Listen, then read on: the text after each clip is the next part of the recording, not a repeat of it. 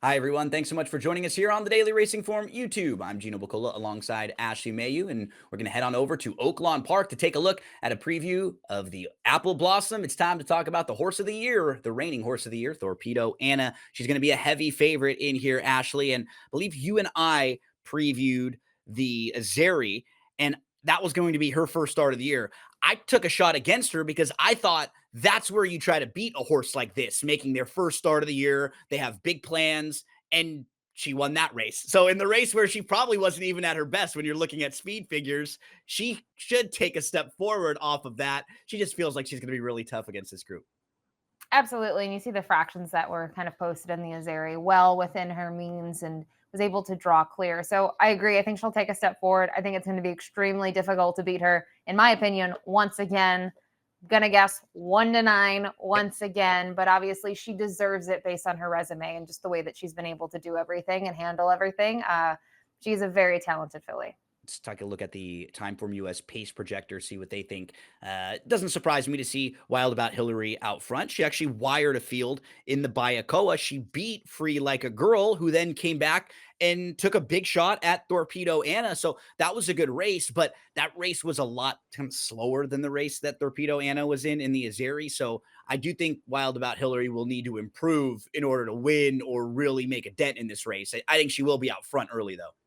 Yeah, I think so too. And I think that did affect the Azeri a little bit because she was entered there and was a gate scratch. So I do think it changed the pace dynamics. Yep. Not that I think it changed the outcome for the winner, but I do think it changed things. And she has the outside draw, so she's going to go. And I think with that, Thorpedo Anna, she's not a slug from the starting gate. She's quick enough that she'll get over. So I agree with this. And it's just always interesting to note when you have a filly like this who has that late turn of foot, that's why you're getting the late pace flag attached to Thorpedo Anna as well.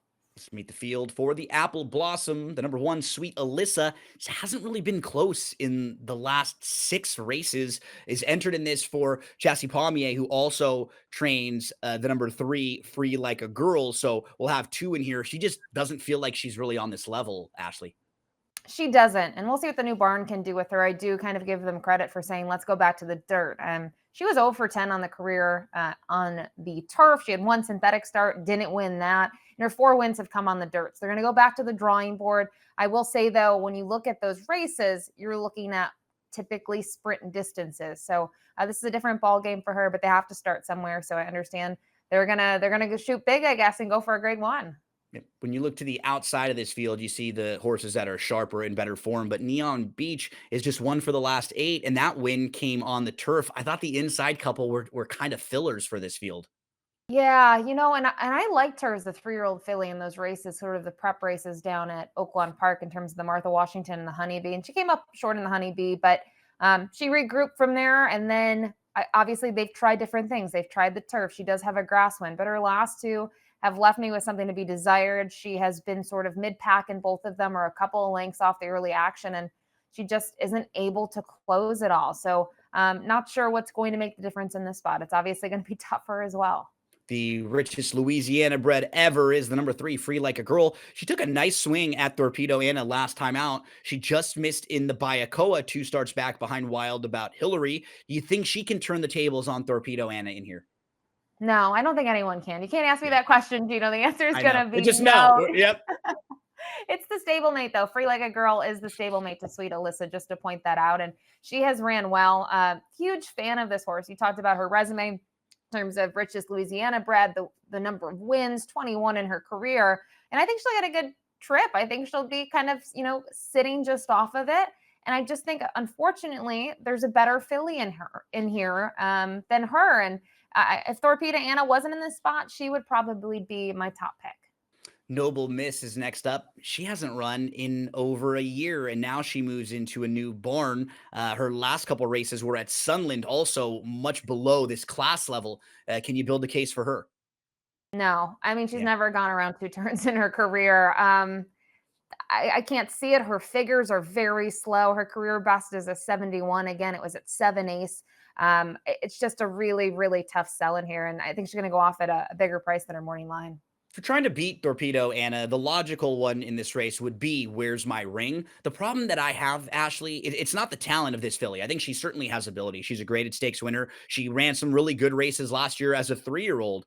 It's just she ran such a big race recently. She wheels back here in less than a month pretty quickly. I don't know if she has another step forward to take, and she's going to be facing Torpedo Anna, who demolished her a couple times when they faced last year. So on speed figures, the last race from Where's My Ring fits, and she's the one that you would look to. But again, if she is like 3-1 in this race, that just feels way too short for a horse that if you're taking a shot against Torpedo Anna, you want to be rewarded. You with the price, you want to be thinking, okay, I'm going to at least get some value. I just don't know if it's going to be there. I don't know either. And she probably needed the race off the layoff. Okay, I'll give it to her. But this 103, in my opinion, comes from nowhere. Yeah. It's a huge figure. Her career best prior to that was a 90, which she did win the Gazelle.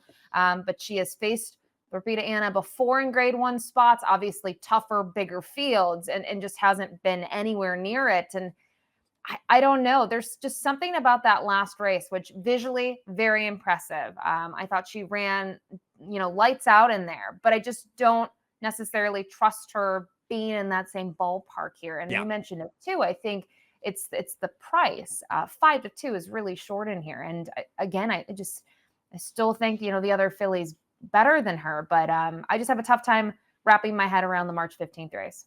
Torpedo Anna, your reigning horse of the year, coming off of a win in the Azeri. And actually, it felt like that was a race that was just setting her up for the year. She really didn't have to be asked a whole lot. She was able to be put on the front end in here.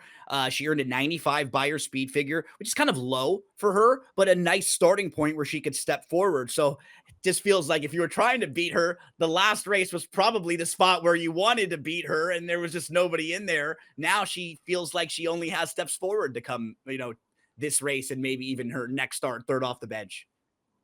Yeah, it's horse racing, and we can talk about it. There are things that happen, right? And she misses the break completely or something. Sure, maybe she gets beat. I just don't think, based on how she's been out of the gate, her running style, just how she's been able to carry her form, regardless of time off or starts that are a little bit closer together.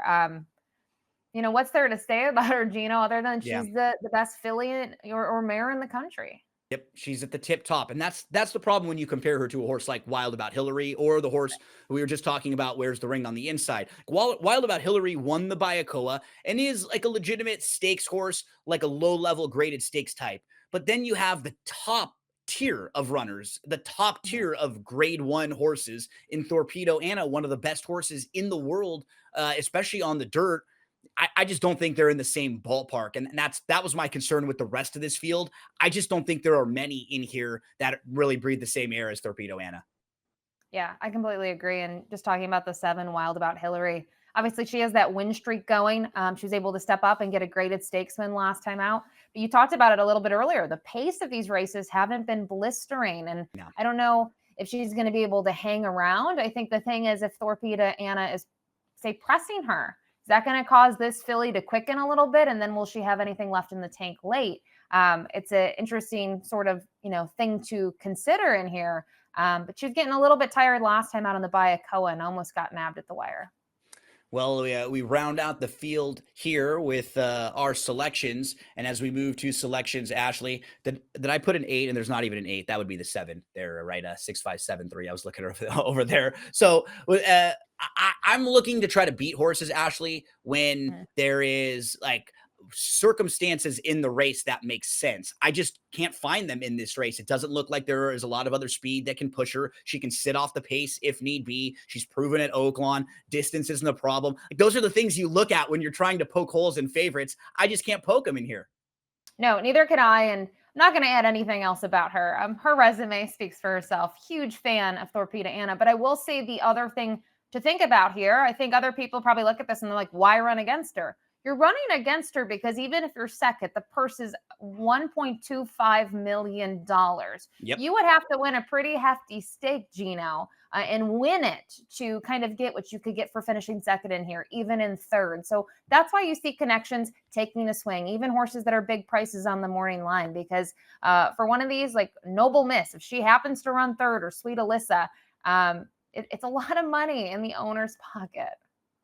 Well, that's why producer Lucia makes the big bucks, because as I'm talking about it, she makes the change right there on my selection. So 6573 for me, 6357 for Ashley. Whoever you play, however you play them in the Apple Blossom, we wish you the best of luck.